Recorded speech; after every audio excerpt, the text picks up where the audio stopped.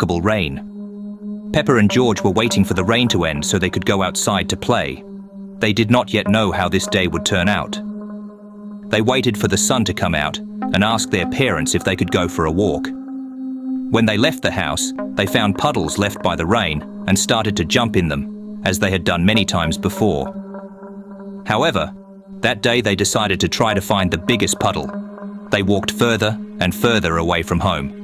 They went so far that their parents could no longer see them. George saw a big puddle and wanted to jump in it, but Peppa stopped him. She wanted to make sure the puddle was safe enough for him, but she didn't think about her own safety.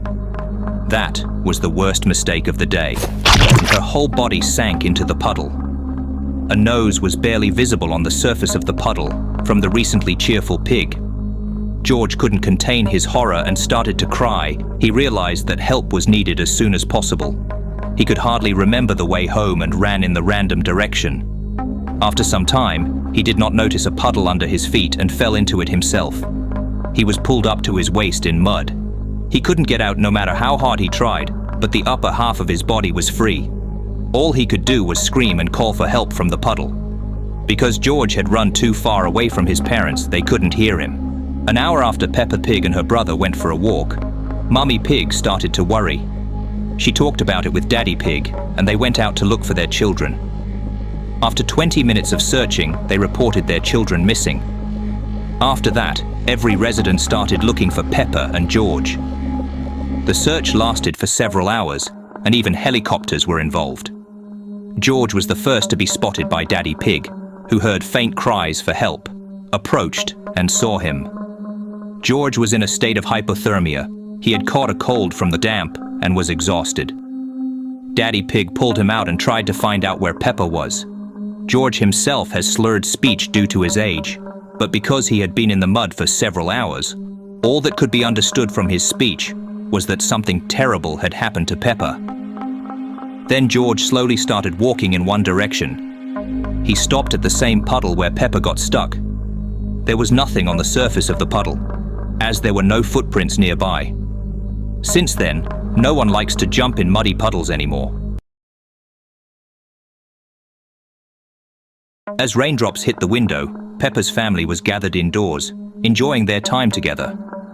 They were expecting the rain to pass soon and discussed how fun it would be to jump in muddy puddles the next morning. Little did they know, a devastating loss was about to strike them. That day, as everyone was getting ready for bed, the rain continued to pour throughout the night. In the morning, an excited Peppa ran out of the house, ready to jump in muddy puddles. However, as she stepped outside, she noticed that there was a massive flood surrounding their home, with no other dry land in sight. Daddy Pig did not expect this either and jumped out of the house right into the water. It was the worst flood the Pappa Pig family had ever witnessed.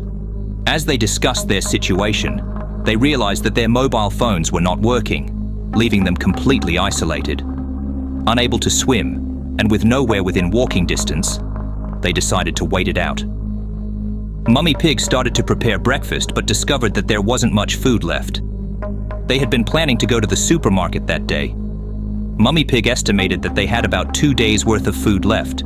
She also predicted that in 2 days the water level would recede enough for them to walk to their neighbors or for help to arrive, so there was no need to panic.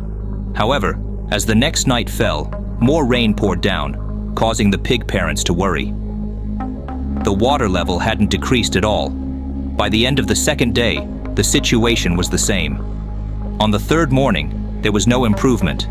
No help had arrived, the water hadn't subsided, and they had run out of food. There was nothing left for breakfast. George took a few sips of ketchup from a bottle just to have something in his stomach. On the fourth day, hunger began to take its toll. Peppa, weakened by exhaustion, started to feel sick. She had contracted some sort of illness. George and the parents were holding up well. By the fifth day, Peppa did not leave her room anywhere. The parents could endure not having food, but they were afraid for their children. In addition to hunger, they suffered from utter boredom. Towards the evening of sixth day, George too fell ill, his young body unable to handle the lack of food.